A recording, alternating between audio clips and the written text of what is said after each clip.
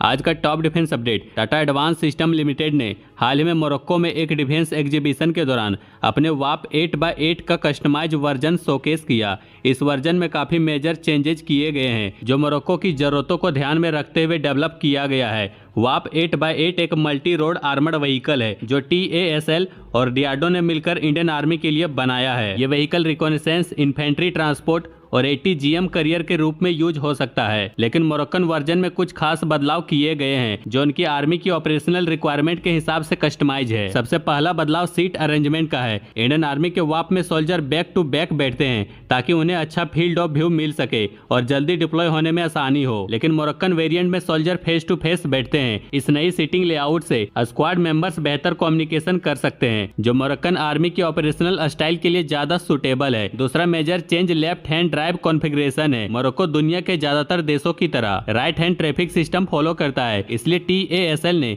Moroccan WhAP को left hand drive में modify किया है। और तीसरा मॉडिफिकेशन रियर डोर डिजाइन का है। मोरक्कन मॉडल में एक बड़ा रियर डोर दिया गया है जो ट्रूप्स के ज्यादा आसानी से एंट्री और एग्जिट का रास्ता बनाता है। इससे इमरजेंसी सिचुएशन में सोल्जर को जल्दी डिप्लॉय होने में और इक्विपमेंट को लोड अनलोड करने में काफी हेल्प मिलेगी। ये कस्टमाइजेशन दिखाता है कि TASL कैसे अलग अलग देशों की जरूरतों को मीट कर सकता है। इस तरह के प्रोजेक्ट से इंडिया के मेक इन इंडिया इनिशिएटिव के तहत डिफेंस एक्सपोर्ट को बढ़ावा मिल सकता है और TASL का ये कदम इंडिया की डिफेंस एक्सपोर्ट कैपेबिलिटी को ग्लोबल लेवल पर मजबूती देगा।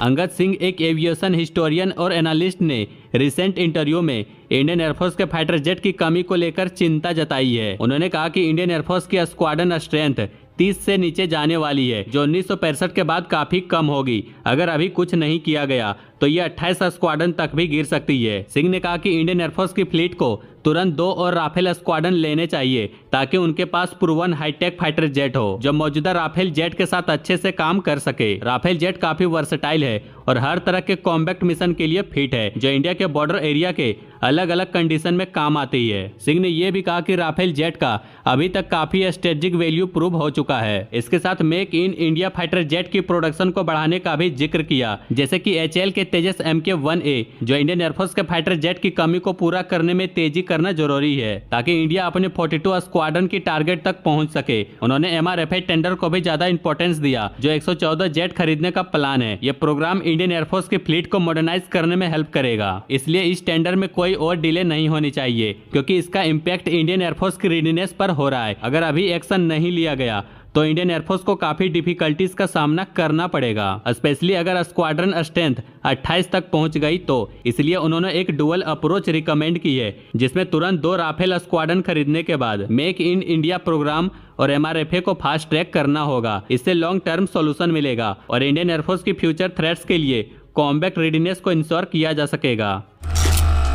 इंडिया ने रसिया के FGFA प्रोग्राम में $295 मिलियन इन्वेस्ट किया था जो एक next generation steel fighter develop करने के लिए था जो रसिया के सुखोई 57 पर बेस्ड था, लेकिन ये इन्वेस्टमेंट अब डूबता हुआ दिख रहा है क्योंकि इसका रिकवरी होना मुश्किल लगता है। प्रोग्राम का मकसद था कि इंडिया को एक ऐसा फाइटर जेट मिल सके जो इंडियन एयरफोर्स की रिक्वायरमेंट को पूरा करे, लेकिन टेक्निकल और डिजाइन डिसएग्रीमेंट की वजह से प्रोजेक्ट रुक गया। FGFA प्रोग्राम में कई इशू आए थे।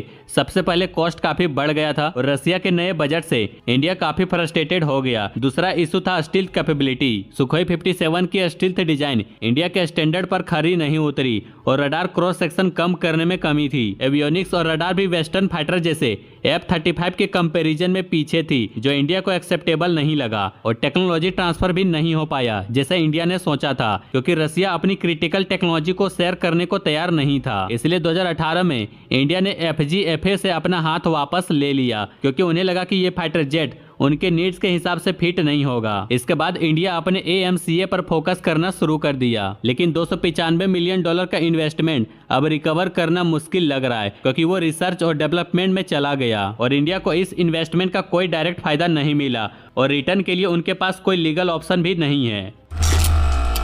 HAL ने अपने अपकमिंग DBMRH प्लेटफॉर्म के लिए 2 RFI इशू किया है। ये RFI 2 डिफरेंट वेरिएंट के लिए रडार सिस्टम डेवलप करने के लिए है। एक रडार DBMRH AEW वेरिएंट के लिए होगा जो एयरबोर्न अर्ली वार्निंग रडार के नाम से जाना जाएगा और दूसरा radar DBMRH-S special operation variant के लिए होगा, जो सर्विलियंस रडार होगा। इस प्रोजेक्ट का गोल है कि डिजाइन और डेवलपमेंट एक्टिविटी को 60 महीने के अंदर कंप्लीट किया जाए। AEW रडार को DBMRH प्रोटोटाइप में जून 2027 तक इंटीग्रेट करने का प्लान है और सर्विलियंस रडार मार्च 2027 तक रेडी होना है। यह RFI make in India initiative के अंडर ओपन है, जिसमें इंडियन और फॉरेन वेंडर को इनवाइट किया गया है ताकि टेक्नोलॉजी ट्रांसफर और कोलैबोरेशन हो सके। DBMRH AEW रडार को डिजाइन करने में कुछ स्पेसिफिक रिक्वायरमेंट है, जैसे कि 360 डिग्री कवरेज, 300 किलोमीटर तक टारगेट डिटेक्शन रेंज और 700 केजी से कम वेट का हो। यह radar air to air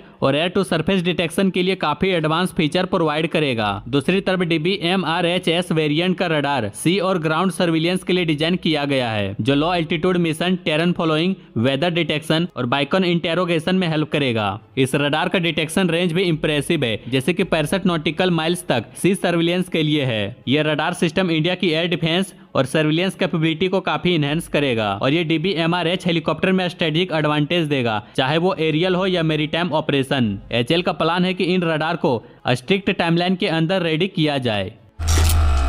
HL ने अपने नासिक प्लांट को दोबारा से ओपन करके 12 सुखोई 30 मार्क आई फाइटर बनाने का प्लान बनाया है। यह ऑर्डर $1.3 बिलियन का है, जो सितंबर 2023 में अप्रूव किया गया था। इसका मेन मकसद इंडियन एयरफोर्स के लॉसेस को रिप्लेस करना है और डोमेस्टिक प्रोडक्शन को बूस्ट देना है। नासिक प्लांट पहले भी सुखोई 30 मार्क आई जेट बनाता था, अब फिर से वहां ये ऑर्डर कंप्लीट किया जाएगा, जो इंडिया की एयर कैपेबिलिटी को स्ट्रेंथ करेगा। HL ने इंडियन एयरफोर्स के लिए 72 और सुखोई 30 मार्क आई फाइटर बनाने का ऑफर भी दिया है। अगर ये अप्रूव होता है तो टोटल फ्लीट 344 एयरक्राफ्ट तक पहुंच जाएगी और इंडियन एयरफोर्स को 2029-30 तक 4 नए स्क्वाड्रन मिलेंगे। यह 72 फाइटर्स का कॉस्ट लगभग $5 बिलियन का होगा और HL का गोल है कि इंडियन एयरफोर्स के फ्लीट को मॉडर्न और एडवांस टेक्नोलॉजी से अपग्रेड करे। HL का प्लान ये भी है कि सुखोई 30 मार्क आई को सुपर 30 अपग्रेड देकर उसकी कॉम्बैक्ट इफेक्टिवनेस को इंप्रूव किया जाए। इस अपग्रेड में Indian AESA radar, upgraded avionics और स्वदेशी वेपन सिस्टम इंटीग्रेशन शामिल है,